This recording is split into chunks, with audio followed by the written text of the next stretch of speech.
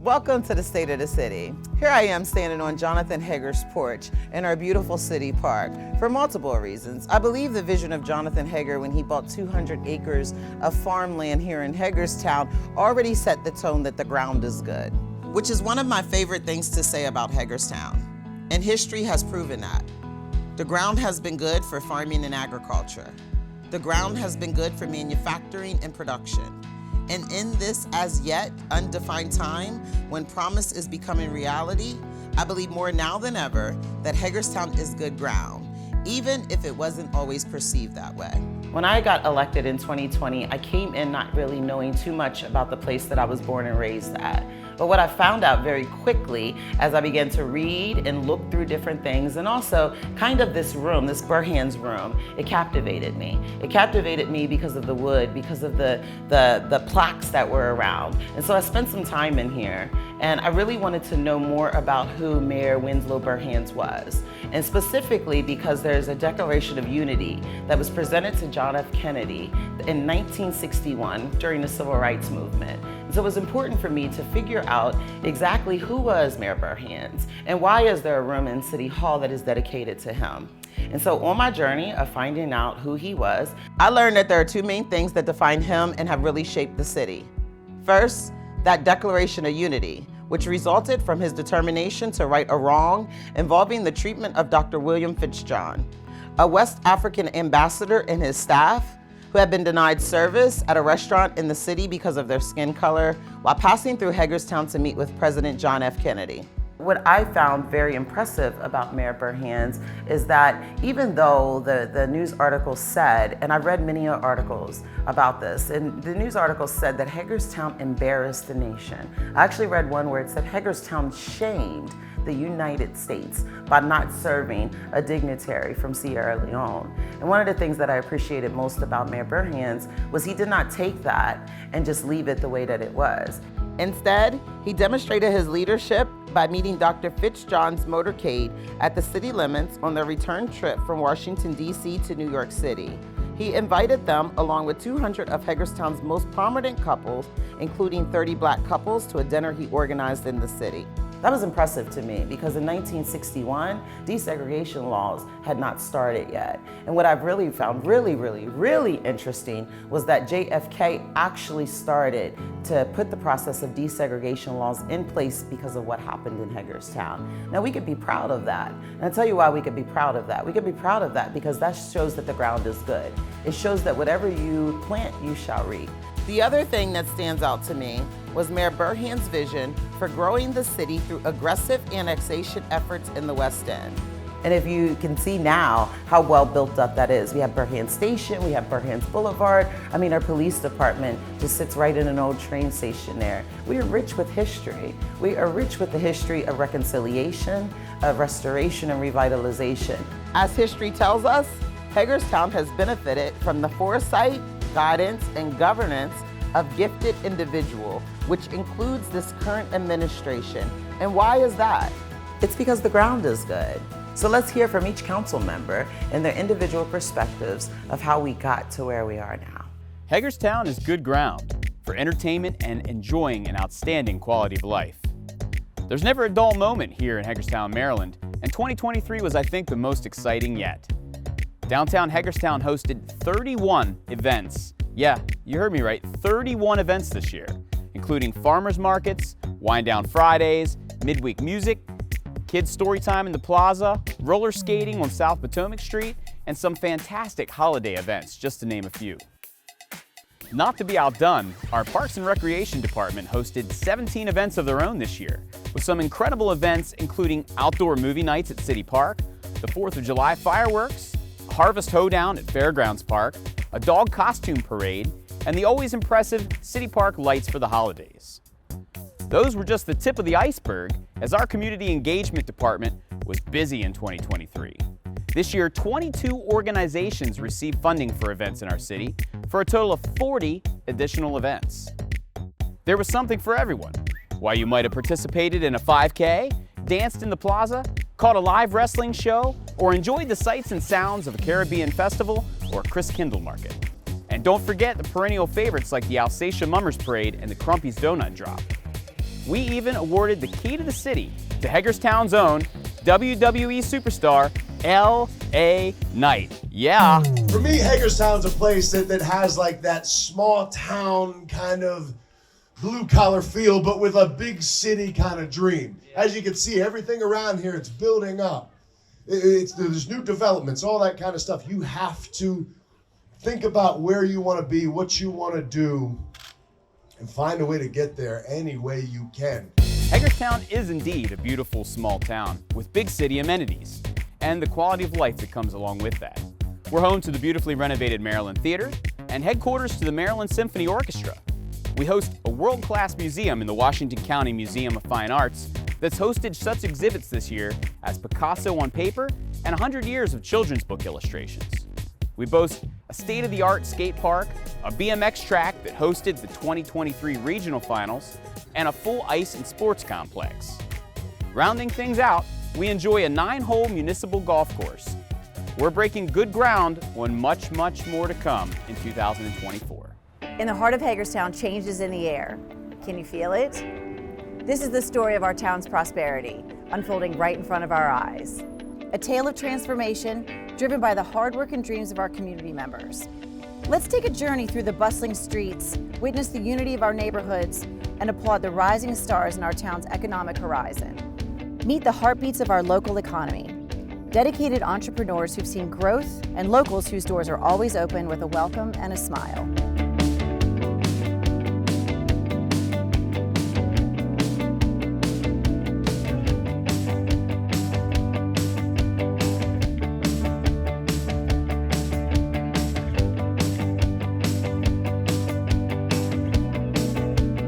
Together we are more than just the sum of our parts. We are threads weaving a story of collaboration and success for Hagerstown.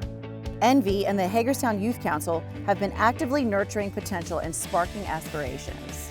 We're not just the future. We're making waves right now, and Hagerstown is our launch pad. Witnessing our town's rejuvenation is like watching the sunrise after a long night. Before our very eyes, empty storefronts are becoming the bustling hubs of new dreams. Our journey is just beginning, and the path ahead is bathed in the bright light of potential. This is Hagerstown, the good seed of innovation and growth. Come join us as we cultivate the dream right here in the rich soil of our town. Let's continue to soar together, because when one of us prospers, all of us flourishes. Hagerstown's robust natural resources are not only crucial to our stability and success, they are truly one of the most literal examples of the city's good ground. From our beautiful parks and what they have to offer, to our city's management of stormwater to protect the Chesapeake Bay, to our wastewater treatment and our famous water treatment plant. Did you know that Hagerstown is known for our trees? As a matter of fact, Hagerstown has received the Tree City USA Award for 39 years in a row. And there's no better place to enjoy the trees than City Park, which is just one of Hagerstown's 22 parks. City Park is 65 acres of inviting, wooded green space located within walking distance of downtown via the Cultural Trail. It's full of natural beauty and plenty of outdoor amenities. And of course, City Park is enjoyed year-round, not only in the summer.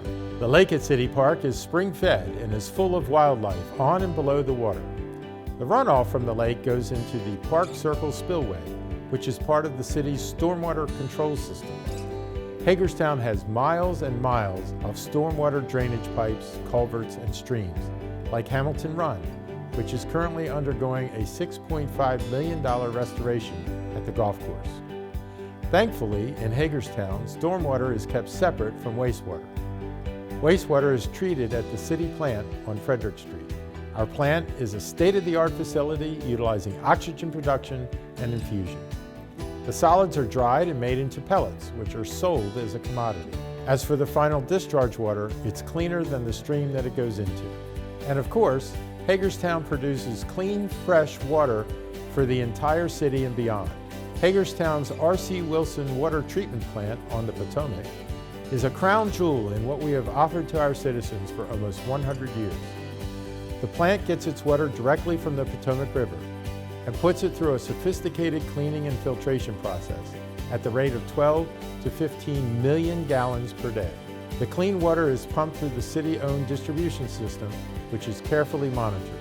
There are state-of-the-art cybersecurity controls on the distribution system to protect its integrity, so that every Hagerstown water customer can take comfort in knowing that when you turn on your faucet, clean, fresh water will be there. While the city's natural resources run the gamut from natural and beautiful to safe and reliable, each of them contributes to making the ground in Hagerstown good for everyone who lives, works, and visits here. Hagerstown's world-class fire department worked throughout 2023 to maintain, preserve, and protect the city's good ground. Dedicated efforts on HFD's behalf included both internal department training and ongoing public safety education initiatives, highlighted by the door-to-door outreach aimed at ensuring all homes are equipped with functional smoke detectors and their support of Children's Village fire prevention and substance abuse curriculum. In a significant development, the HFD acquired crucial life-saving equipment such as stop-the-bleed kits and automated external defibrillators for use in the city's 50-plus facilities. Through American Rescue Plan Act funding, a new ladder truck was purchased. Even in the face of growing challenges, recruitment and retention efforts found some momentum, with approximately 80 firefighter positions filled. HFD ended 2023 and embarked on 2024 under new leadership as Steve Lohr retired after 52 years of fire service, including the last 8.5 as HFD chief. John DeBacca was sworn in as the city's new fire chief on December 19th, with Adam Hopkins taking the oath that same night to become deputy fire chief. The Hagerstown Police Department ensured the ground remained good and safe in the city in 2023 by aggressively expanding an existing program, reintroducing another, and increasing the responsibilities of a major support initiative. While it was started in 2019, HPD's drone program upped its game last year to a whole new level by increasing its fleet to 16 and its number of certified pilots to 14. Deployment missions included locating missing and wanted persons, assisted the Washington County response team, and monitoring special events held in the city. One of the great successes of the drone program was eliminating the element of danger and the feeling of frustration many residents had expressed and experienced related to the illegal dirt bike and ATV riders on our streets. Not long after the drones were introduced to combat that issue, perpetrators found out they could run, but they could no longer hide. In an effort to more effectively address general neighborhood concerns, HPD brought back the Community Resource Officers Program.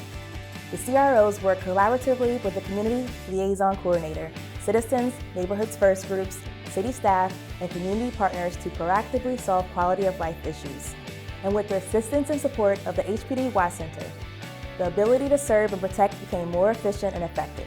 Currently located at the Elizabeth Hager Center, the Watch Center assisted operations by managing 35% of the calls for minor incidents that didn't require immediate police response and freed up officers to handle the calls that needed their attention the most.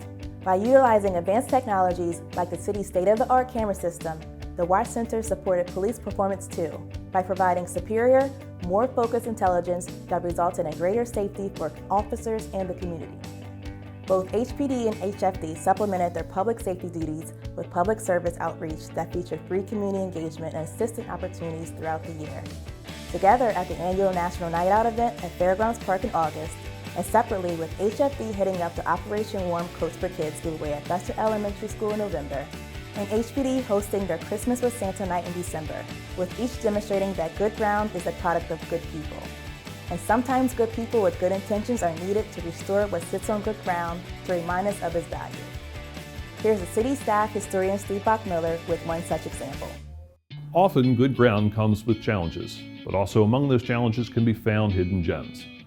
In December, the governor's office announced that the Most Worshipful Prince Hall Grand Lodge of Maryland will receive a grant of $250,000 for the restoration of American Hall on Bethel Street. Constructed by the Grand United Order of Oddfellows in 1883, American Hall is one of the most historic buildings in the Jonathan Street community. It is tied with another building in St. Michael's for being the oldest surviving African-American Oddfellows building in Maryland. The lodge officers who built American Hall were mostly Civil War veterans, and they chartered a post of the Grand Army of the Republic, or GAR. The GAR was a fraternal organization for Union veterans of the Civil War, similar to the American Legion or VFW today. Hagerstown had two posts, Reno Post number 4, comprised of white veterans, and Lyon Post number 31, comprised of African American veterans. Lion Post met in American Hall, making it one of only a very few surviving buildings in the United States known to be a meeting place for a Black DAR post.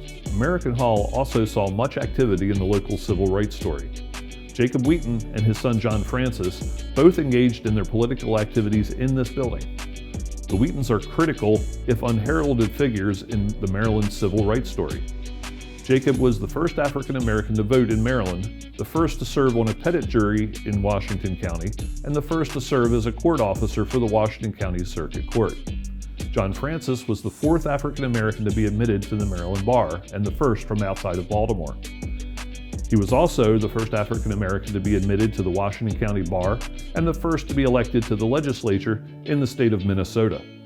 The Prince Hall Masons intend to restore the building, reconstitute a Prince Hall Masonic Lodge in Hagerstown, which will meet on the second floor, and restore the first floor to be used as a hybrid museum/meeting space available for tourist visits and small meetings and gatherings. This effort will add a new offering to our Civil War tourism economy, create a new community service organization, and turn a blighted building into a centerpiece by restoring it for reuse. The entire project is expected to cost approximately $400,000, and the Prince Hall Masons will be working over the course of 2024 to secure the remaining funding through additional grants and donations. In this case, good ground will become even better ground. Growth and economic investment and job creation, better housing values, higher education, and leisure activities are driving the interest for more people to want to live here, just not here. To accommodate that interest, the city is focusing efforts on achieving a broad portfolio of housing choices through a number of public and private residential development initiatives. The most impactful of these to our urban core is the city's First Third program. This direct city investment provides seed funding to convert vacant buildings to vibrant apartments and gap financing for savvy home buyers to fix up long empty homes. We're also partnering with the Hagerstown Housing Authority in their efforts to revitalize and improve affordable housing. Securing competitive federal tax credits by private investors, the authority is creating new neighborhoods and centers where citizens of all ages and family sizes can be accommodated. The city is prioritizing the development of infill parcels throughout existing neighborhoods to maximize the efficient use of utility resources and delivery of public services. As part of this effort, the city is creating flexible design standards that are focused on bringing workforce housing to new renters and buyers.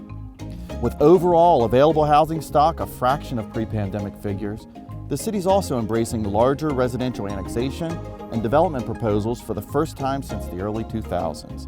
This is critical to capitalizing on current competitive regional demand and capturing future property tax revenue. It's clear more people are discovering just how good the ground beneath the foundation of our city is. And it'll take an abundance of diverse, available, marketable housing to capture those prospective citizens. Just as clear as it is that we need to keep investing in things like our parks, public safety, roads, and certainly our public schools to welcome our new neighbors to this good community we already know is working. What a great time to celebrate the diversity of the council and their individual enthusiasm to push this city forward. That's why I'm at this location, the future of the Hagerstown Fieldhouse.